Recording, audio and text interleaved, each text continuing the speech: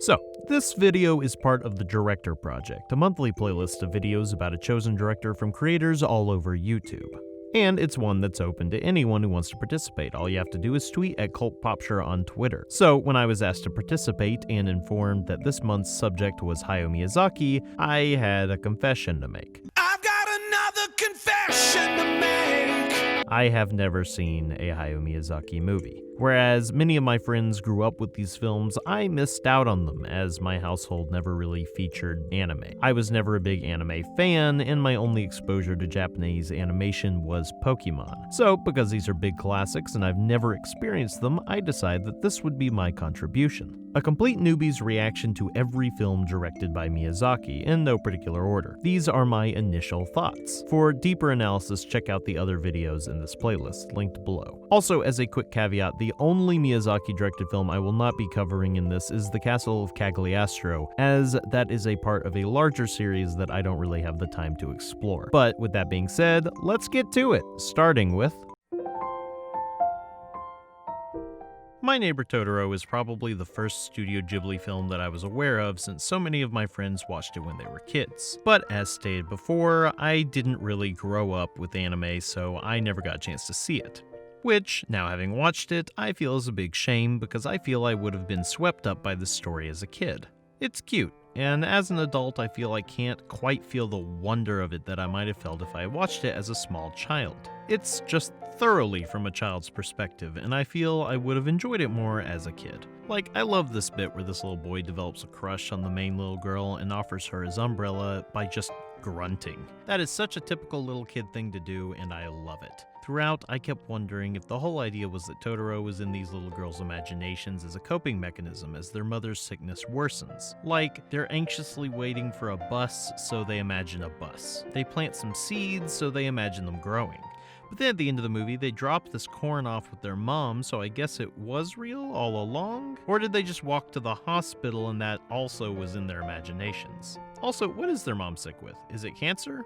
Is it whatever's causing her forehead to be this freaking massive? I honestly don't know, but maybe that's the point since we're seeing this story through the eyes of little kids who probably can't understand the full scope of what their mother is going through. It's interesting. Also, I both love and am existentially disturbed by the cat bus. Like, this thing is so cool looking. I love how its eyes are the headlights. It's just so imaginative. But also it's a vehicle made of fur and flesh, and that kind of unnerves me. But you know what? Still freaking cool. I will say, watching this, I kept wondering if I should be just watching it in Japanese with the subtitles instead of the English dub. I want to get the authentic emotion of these characters, and sometimes the acting of the Fanning sisters just didn't really feel like it matched what was happening on screen.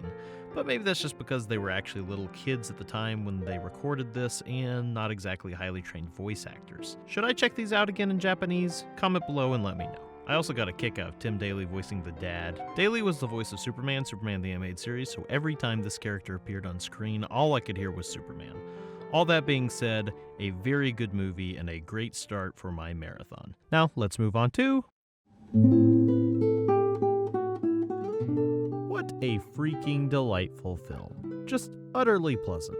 If you were to look at a list of my favorite movies, you'd find a bunch of big old conflict-filled action-adventure films with high stakes, and this movie is the total opposite of that, and I mean that in the best way possible. The entire film, beginning to end, is just nice. There's not really an overarching conflict, no big drama, it's just a sweet little movie about a little girl working a job, getting a little burnout, and then rediscovering her love for it. Something, as a content creator, I can relate to.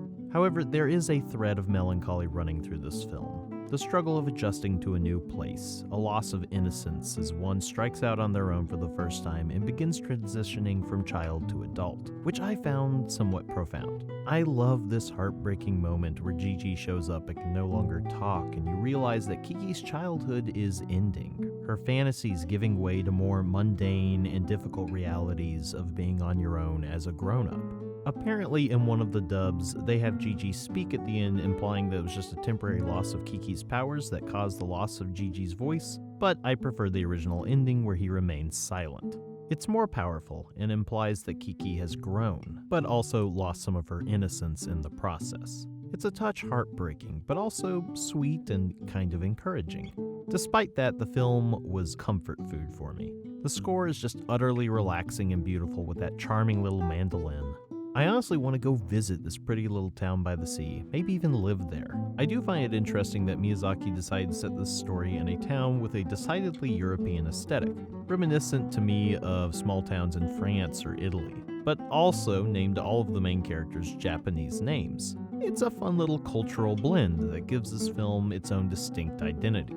After watching Howl's Moving Castle, I got a little nervous when the airship shows up, like, oh no, is it gonna bomb the town or something? But no, it's just an airship, because Miyazaki loves flying. Honestly, I don't know why this dude didn't just become a pilot with the sheer amount of flight and aircraft that are featured in his films, but I'm glad he didn't.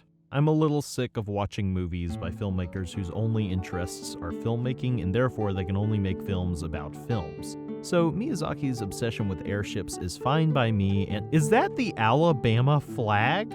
Oh my gosh, it is! Sweet home Alabama. I also adore these characters. I found some of the Miyazaki protagonists a little bit flat, but Kiki felt like a real little girl with authentic emotion and characterization. I also really liked Tombo, and I love Gigi, with the American voice actor for him consistently cracking me up.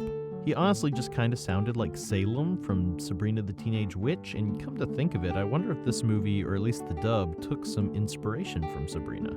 Her first comic appeared in the 60s, and her first TV appearance was in the 70s, and this film came out in 1989, so I could see a little cultural osmosis happening there. Then again, witches with black cats aren't the most unique concept, so it could be entirely coincidental. All that being said, this is just such a nice movie. Relaxing, sweet, adorable, and a little movie. I would definitely recommend it. If this isn't the coolest looking movie I have ever freaking seen, I mean, wow. Just look at the imagination on display. Look at the gorgeous animation. The ohms and the other insects look amazing, their glowing red eyes haunting, the giant warriors utterly horrifying. I love all of the ingeniously cool-looking aircraft in this film, especially Nausicaa's glider or this gunship that's literally shaped like a gun. These bird things that Lord Yupa rides, these little Eevee-like creatures, it's just all so cool. I love the mix of steampunk, sci-fi, and medieval technology. I love how these gas masks look, the machine guns and swords, and it's just so cool. Visually, this film is an absolute feast for the eyes, a smorgasbord of everything that I love in the sci-fi, fantasy, and post-apocalyptic genres. Just yes, all of this. Lord Yupa, as voiced by Patrick Stewart, might just be the coolest character ever, and like the perfect casting choice for the American dub. So yeah, I adored this. I will say, for whatever reason, the story just didn't really grab me quite as much as the visuals did. And Nausicaa herself, well, I have mixed feelings about her character. Sometimes she was really interesting, like when her dad died and she just loses it before being horrified at what she had done and what she was capable of. But all too often, she was just a little too perfect. I feel like she just doesn't have much of an arc. She starts out the movie as the perfect savior figure who wants everyone to get along, and that's how she ends the movie. It made her character just a tiny bit bland sometimes. And let's face it, as a result, the ending felt like a bit of a deus ex machina. But I still really enjoyed it. Nausicaa of the Valley of the Wind is a fantastic visual treat that I adored from start to finish. Well, that was odd. I'm not entirely sure if I understood what exactly was happening in this movie. Like, the world almost ended because this little girl wanted to be a human, but then the world didn't end because this kid completed a test, and the test was, oh yeah, I'll always love her, which is an awful lot of pressure to put on a 5-year-old. And apparently, if he said he didn't love her, she'd turn into sea foam, which, like, why? I don't understand this movie. But you know what? It's cute. Ponyo is cute, the little boy is cute, these old ladies being able to run around again is cute. It's all just cute. It doesn't quite have the charm of something like My Neighbor Totoro, but it's still pretty adorable. Though I swear the parents in this movie suck. I mean, Sasuke's dad is just a deadbeat who's never home. His mom drives through a freaking tsunami for absolutely no reason, recklessly putting the life of her child in danger. Then she leaves 2 5-year-olds alone on a flooding island, and what is wrong with this lady? Then Water Galadriel over here just up and decides decides she's gonna let her daughter go off and become a human before she's old enough to decide her own bedtime and leaves her with this lady who can barely drive. What is wrong with these people? Fujimoto is the only good parent in the film as he's actively trying to keep his child out of danger. And can we talk about how weird of a choice Liam Neeson was for this role? Don't get me wrong, Liam Neeson is one of my favorite voices in all of acting, but you look at this character and you expect like a David Bowie or a David Tennant type voice to pop out of him. Just one of the Davids, not I will find you, and I will kill you. Also, is a pinstripe suit really the best suited outfit for swimming around underwater? Just seems a touch impractical. But all that being said, it's just an adorable movie for kids that isn't supposed to be overanalyzed. It's just cute, and that's really all I have to say about it.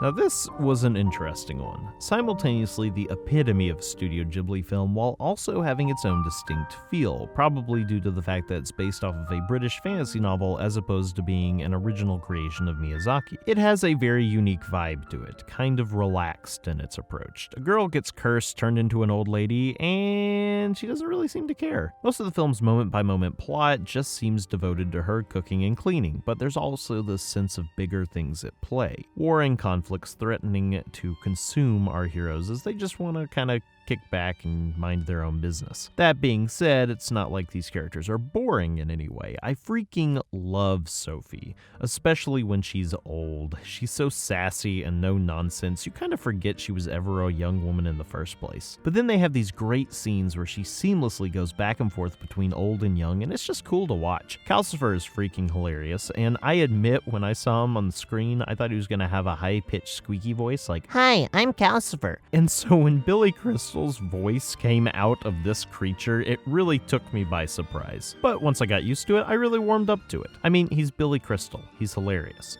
I had a similar reaction to Christian Bale as Howl. His voice just seemed too deep and gruff at first, and I felt like I was just listening to Batman. But after a little while, I grew used to it. I also love the look of this movie. Like Turnip Head, for instance. He's just a spooky-looking friendly guy. Or the airships and the air battles and these weird gargoyle things that wear top hats for some reason. And of course, the amazing-looking castle itself. Just look at that thing. This film really feels like it takes the visuals of Spirited Away and blends them with the British setting. The witch's henchmen look like they're made of the same stuff as No Face, and this little turnstile on the door looks like the stained glass window from the beginning of Spirited Away. And both films feature an incredibly, wide witch as the primary antagonist. At least until they inexplicably take her in for no particular reason and trust her, which seems foolish, and was foolish as evidenced by the fact that she betrays them in the end. But it all works out okay. Enemies randomly becoming allies seems to be a theme in Miyazaki's plots, which I like in concept, but oftentimes I feel there isn't a substantial enough reason given. But those are minor quibbles, and I can see why so many name this as one of their favorite Ghibli films. It's pretty darn great.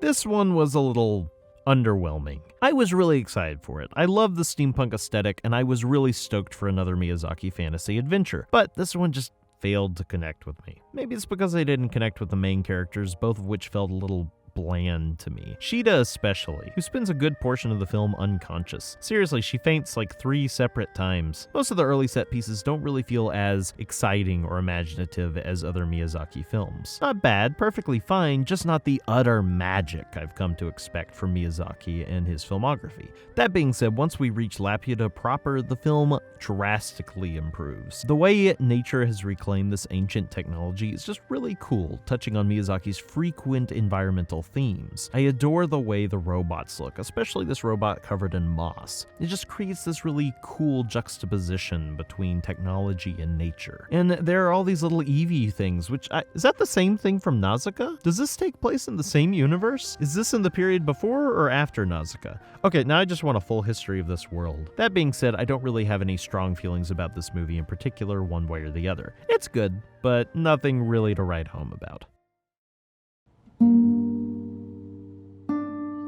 This is a blast. Oh my gosh, just so flipping fun. Especially the first few minutes. It's like Tailspin for adults and slightly older children, air pirates and dogfights and espionage, and what more could you want? I love how these pirates are kidnapping a group of little girls, but they can't stand to be mean to them because they're just cute little girls. It's adorable. Everything is just so wonderfully humor-filled, not taking itself too seriously. I mean, this is a movie about a flying pig. Get it when pigs fly? Also, every fiber of my being wants a little getaway like this that I can disappear to. This is also the third Miyazaki film I have watched with a very distinct European location, which, as I mentioned before, I find cool as you rarely see other cultures done in anime style. It drags a tiny bit in the middle where they're just sitting around revamping his plane, but shortly thereafter, it gets right back to the fun.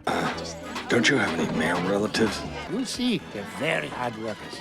Yeah, but we're not baking a cake here. Oh, that's kinda sexist. Actually, that's really sexist. Actually, there's a lot of sexism in this film, and I think that's the point. Like, Porco learning to respect women, but it still makes me deeply uncomfortable how much time this movie is devoted to grown men worshipping a 17-year-old girl. She's a teenager, you pervs. What is wrong with you? However, I suppose it makes it more satisfying in the end as Porco beats up this creep. But I am a little confused at the ending, though. Like, what happened here? He's human again? Why? Is it because he's not acting like a pig anymore and fighting unselfishly for others? Actually, I think that's it. Like, he was selfish and only fought for himself in that one battle, and now he's fighting for this girl, and okay, I get it. I guess that makes sense. This film seems to be seen as one of the lesser Ghibli films when I talk to people, but honestly, I think it's one of the more enjoyable, and one I'd love to watch again sometime soon. It's pretty dang great. Check it out.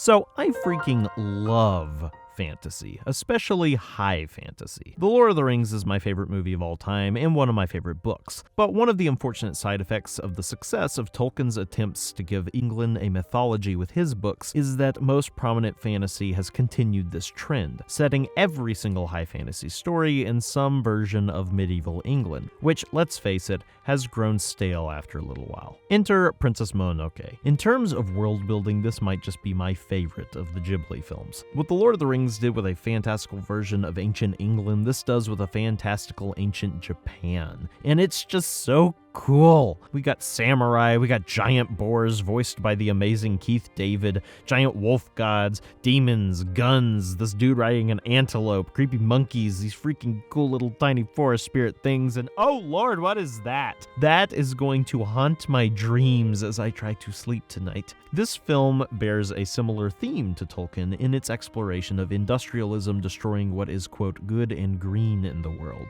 with a captivating and utterly tragic war between man and nature as our heroes stand in the middle. It's a really complex set of jeez, I did not expect this movie to be this violent.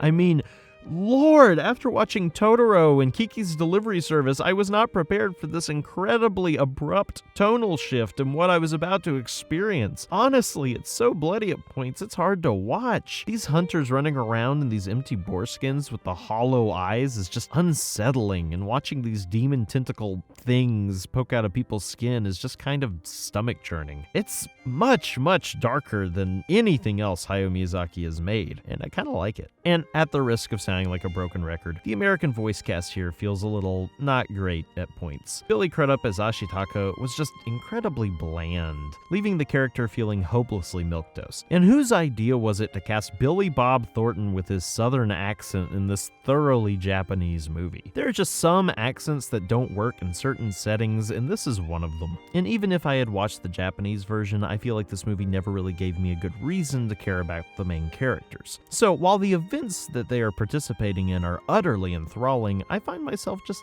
not caring all that much at times because I wasn't all that invested. That being said, it's still a great watch, and maybe the best original high fantasy film I have ever seen. Dark, bloody high fantasy is a good look on Hayao Miyazaki, and I hope he does some more of it before he's done.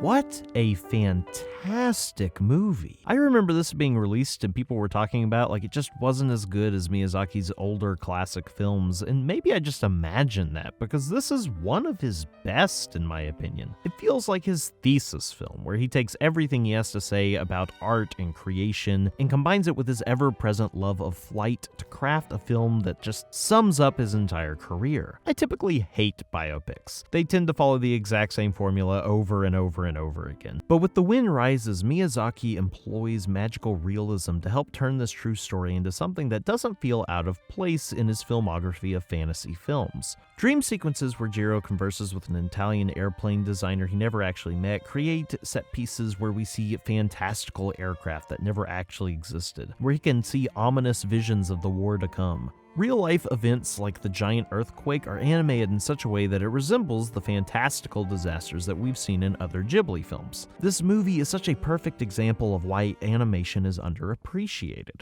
Through animation, archaic aircraft that seem mundane to us suddenly look like fantastical vehicles from our favorite sci-fi and fantasy films. The film tells a fairly straightforward story about a man designing aircraft and falling in love, but does so with visual and stylistic flair that elevates the material to fantastical levels. Miyazaki took a story about a man building aircraft for the wrong side in a morally wrong war and transformed it into a beautiful tragedy about a man who just wants to follow his dreams and create, only to have his creations corrupted by the very forces allowing him to create. It's a movie about war that barely features war, instead keeping its focus on the love and beauty found in this one man's life. And don't even get me started on the love story. It's just...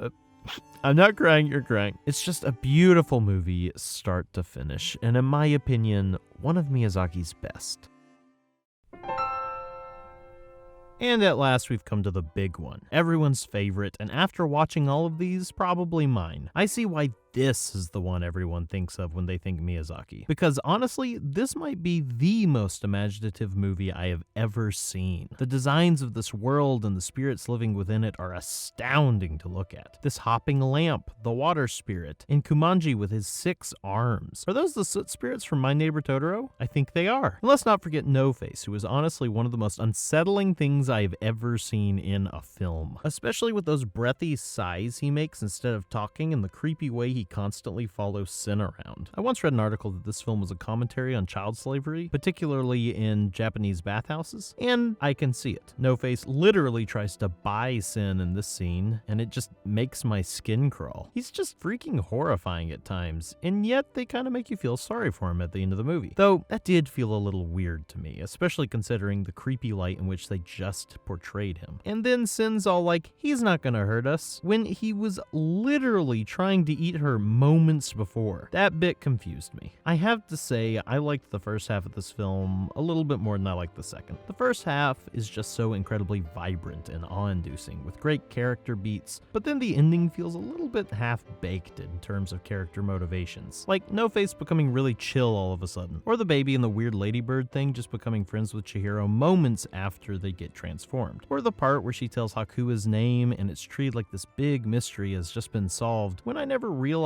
that that was something that we needed to know. I don't know, those bits just felt a little odd to me, but they don't really distract from how incredible this movie is as an experience. The animation is gorgeous, and I particularly love Chihiro's animation. They make her so expressive, with her hair standing on end and skin literally crawling during her more uncomfortable moments. Or this bit, where she's sprinting down the stairs, desperately trying not to fall. They animate her body language in such a way that you really get to know who the character is and her exact reactions to the events surrounding her. It's fantastic. And talk about an amazing vocal performance by Davy Chase, the same actress who played Lilo in Lilo and Stitch. Her performance really made this character for me. She imbues the character with a real attitude and spunk that was just constantly refreshing and fun. She really felt like a real fleshed out person. Honestly, the exact opposite of some of the more flat protagonists in other Miyazaki films. She's probably the best main character Miyazaki has written. Really, her character just makes this film, giving us a well-rounded avatar through which we can experience the strange wonders of this world that Miyazaki crafts. And what an amazing world it is. A truly incredible film, ready to spirit you away to another world. And And that's all of them. This was great. What an amazing collection of films with not one bad entry. Hayao Miyazaki is truly a master. Who else has this good of a batting average? I mean, dang. I am truly grateful that I was given this excuse to check him out and discover a corner of cinema I hadn't thoroughly explored before. Now I want to check out all of the other Ghibli films. If that's something you guys would be interested in seeing, let me know in the comments and maybe I'll make a video about that as well. This was just a brief overview of Miyazaki's filmography, so make sure to check out my fellow creators' fantastic deep dives into these films. They have so much meat in them that's just worth exploring. And as always, thanks for watching. Hey folks, quick shout out to my friends James and John for helping edit a few of these segments. Their channels are linked below, so make sure to check them out. And also, if you like the show, help the channel grow by liking, sharing this video on social media, and subscribing. Thanks, and have a great day.